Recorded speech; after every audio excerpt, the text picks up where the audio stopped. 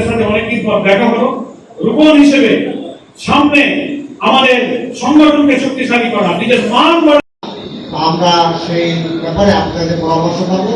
আমাদের এবার বৃহত্তম একটাই, এইটা না মেনে আপনারা এই সংকট তৈরি করেছেন, মানে ঝামেলা বাঁধাইছে যে এখন কাদের করে এখন খেলতে হবে, ভালো করে খেলেন। জ্বালানির দাম, তেলের দাম, হামে প্রতিদিন এই কত শত শিশু মারা গেল। সরকার সব জায়গায় যারা জাতির কাছে কথা দিয়ে কথা রাখে না, মহান আল্লাহ তাআলা সেই সব লোকদেরকেও পছন্দ করেন। অসত্য কথা যারা বলেন, চুরি ডাকাতি, যেটুকু সময় দেওয়ার কথা ছিল সেই সময়টুকু দিতে পারেন নাই। তারপরেও এই বিপদের মধ্যে রচনা হচ্ছে ওনারা কিন্তু জুলাই সনদ মেনে নেব তা বলে, কিন্তু গণভোটে 70% লোক যে হা ভোট দিয়েছে সেই গণভোটের গণরায় আমরা মেনে নেব এ কথা কিন্তু বলে না। খেয়াল করে দেখবেন, গণভোটকে আলাদা করে ফেলছে আর জুলাই সনদকে আলাদা করে।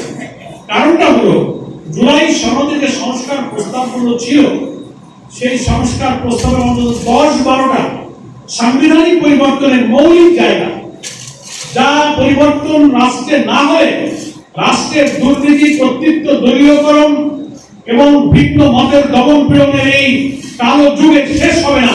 এরকম 10-12টা সাংবিধানিক পরিবর্তনের ব্যাপারে ওই জুলাই সনদের বইতে তার নোট অফ ডিসেন্ট দিয়ে তার আপত্তি জানিয়ে আছে। মানে লেখা আছে ওই বইতে নিচে প্রত্যেকটি দফায় তার নোট অফ ডিসেন্ট। তার অর্থ হলো ওই যে সব মানব, তার অর্থ হলো আমাদের আপত্তিগুলো বাদ দিয়ে দেওয়া আছে তাই আমরা মানব। কথা বুঝলেন কিনা? আপত্তি কিসে? আপত্তি হলো সব দল একমত হয়েছে যে যিনি প্রধানমন্ত্রী হবেন তিনি কোনো দলের প্রধান থাকতে পারবেন না। বিএনপি বলেছে না, এটা হবে। আমরা বলেছি উচ্চ কক্ষে আপার হাউসে 100 আসন ভাগ হবে পিআর পদ্ধতিতে, প্রাপ্ত ভোটের ভিত্তিতে আসন ভাগ হলে আমরা সেখানে প্রায় 40-42টা পাবো। ওনারা বলছেন না, সব দল পার্লামেন্টে যে আসন পেয়েছে আসন সংখ্যার আনুপাতিক হারে ওই আপার হাউসের 100 আসন ভাগ হবে, তাহলে আমরা প্রায় অর্ধেক পাই, ওনারা প্রায় 80টা পেয়ে যান। তার অর্থ ওখানেও ওনারা মেজরিটি হতে চান।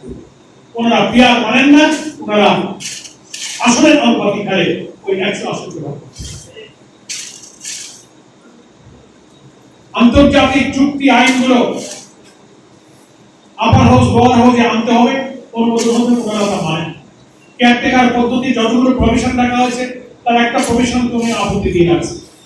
আর্টিকেল 17 সংবিধানের 70 ধারায় একজন পার্লামেন্ট মেম্বার পার্লামেন্টে কথা বলার ব্যাপারে, মত দেওয়ার ব্যাপারে স্বাধীন রাখা হয়নি, তাকে বলা হয়েছে দলীয় পলিসির বাইরে তিনি বক্তব্য রাখতে পারেন।